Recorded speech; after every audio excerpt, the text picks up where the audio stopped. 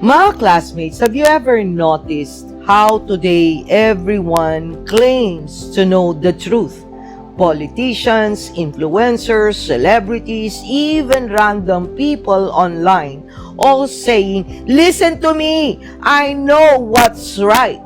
But deep inside, we're asking, who is the really right person or source to listen to and find the truth?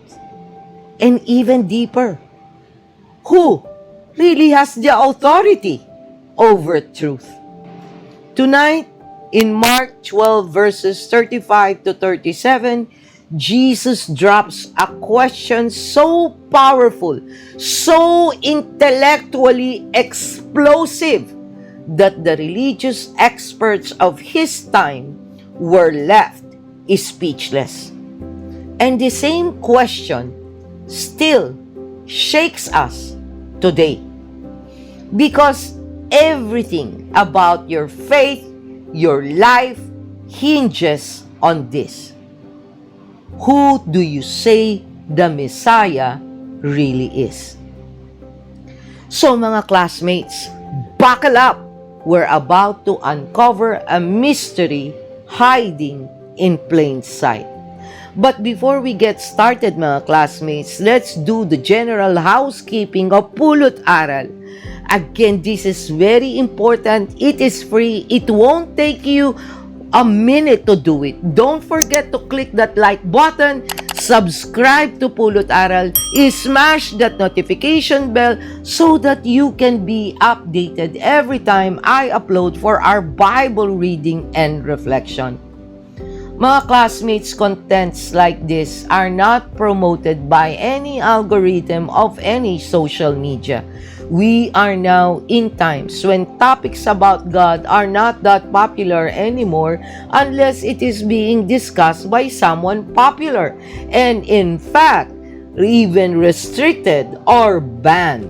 So, share Pulot Aral videos as well if you find that they help you read the Bible and develop a more intimate relationship with our Lord. Be part of our Bible reading sharers, mga classmates. In addition, if you haven't seen Matthew 17 and what this teaches us about today's struggles, please do watch that. And to complement this, watch Matthew 26, the betrayal, denial, and sacrifice video. If you have not seen any of them yet. And try to check out other Bible reading and reflection for the Gospel chapters of Matthew. Mga classmates, the reason I am always insistent on spreading God's Word and why I created Pulot Aral anyway is because we love our neighbors and we want them to be saved. Don't you? Moreover, feel free to comment below and share your thoughts and answer to the questions I will post at the end of this video for Mark 12 in relation to our current life. Mga classmates, this is Doc Jean. Welcome to Pulot Aral. Let's dive in.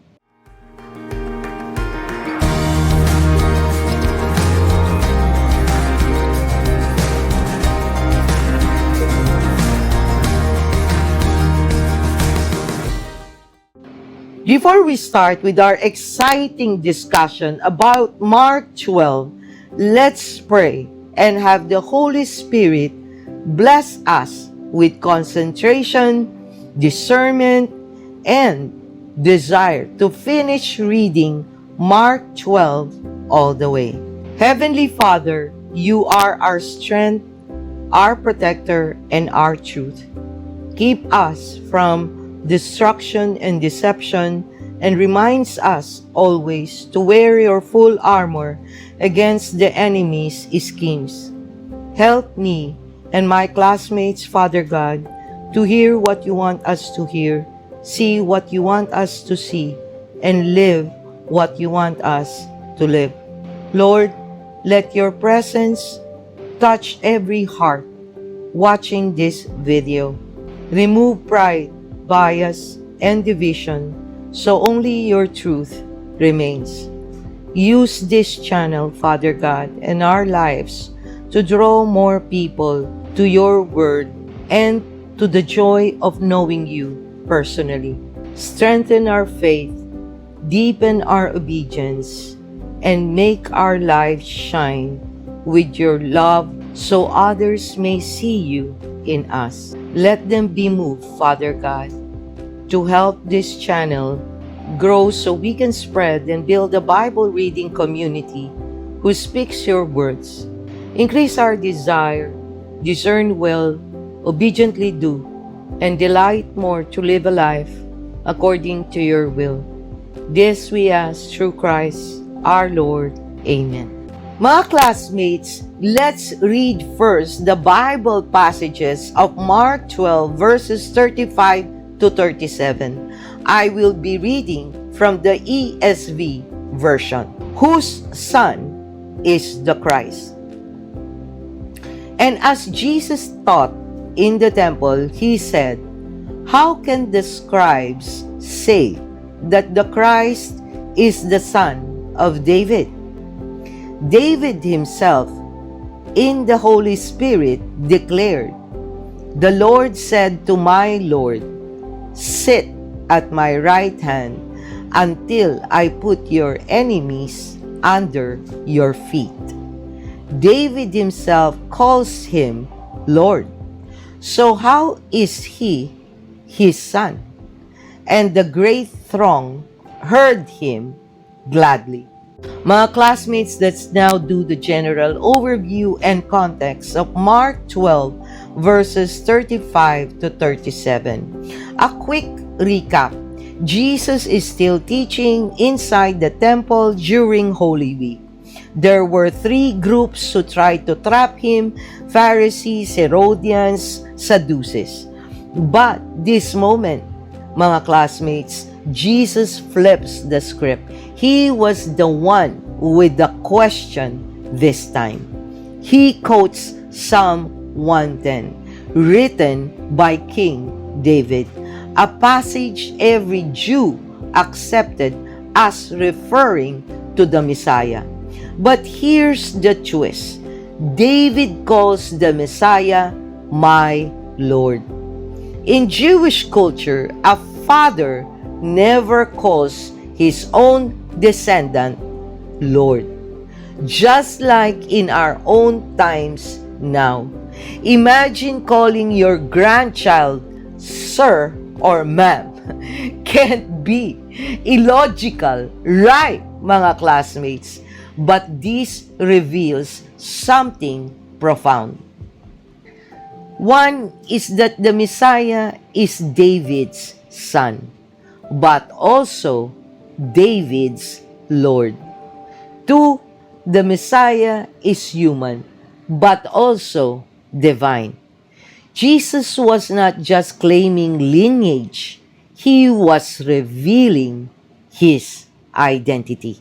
Mga classmates, let's now discuss these passages. Jesus' question here is not a Bible trivia, okay? It is a question that forces us to confront the real and actual identity of Jesus. Because many people today want a manageable Jesus. They considered him a moral teacher, a political figure, a wise storyteller, a symbolic leader, a prophet, but not the Lord.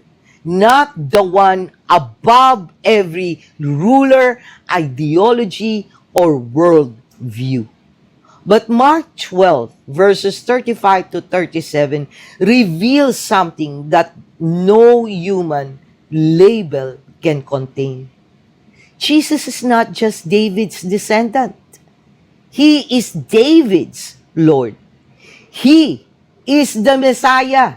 He is God in the flesh. And if Jesus is Lord, mga classmates, then that means His voice must outrank your emotions, your fears, your political views, your favorite influencers, your culture, your circumstances. Lord means final authority. Lord means ultimate truth. Lord means the one who deserves your full trust and obedience. So the real issue isn't, do you believe in God? Because many believes in God when asked. The question is, do you believe Jesus is Lord? Because that changes everything. Don't you think so, mga classmates? This what differs other Christian religions and other non-Christian religions who don't believe Jesus is the Son of God and the Trinity or the Triune God. A Christian doctrine that there is one God who exists eternally as three distinct but co-equal persons. The Father, the Son, Jesus Christ, and the Holy Spirit as clearly stated in John 1 verse 1. In the beginning was the Word, and the Word was with God, and the Word was God. John 1 verse 1. And in Matthew 28 verse 19, go therefore and make disciples of all nations, baptizing them in the name of the Father and of the Son and of the Holy Spirit. Matthew 28 verse 19. And if you have not seen Matthew 28 Bible reading and reflections, please do watch that after this.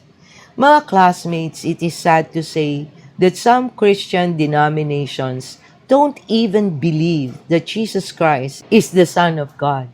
And yet, they highly influence our culture, our politics, and even the very way we think. If you claim to be a Christian and yet you don't believe the most important core of who you believe in and have a problem of shouting, Christ is the King, then you should ask if you truly are a Christian. Now, here's our question to ponder and answer, mga classmates. Whose voice has the most authority in your life right now? And does it truly align with Jesus as Lord? Comment below and place it in the comment section. By the way, if you want to know more on Mark 7, then I hope you will be watching it after this, or go deep dive on the series of Mark 8. Mga classmates, these are wonderful Bible reading and reflection of the Gospel of Mark. And if you have not seen any of them yet, please do so. Thank you for joining me, mga classmates, in today's Bible reading and reflection from the Gospel of Mark 12 verses 35 to 37. Keep your faith stronger and steadfast. Till next time, may God bless you all. Always stay safe and be healthy. This is Doc Jean. Bye!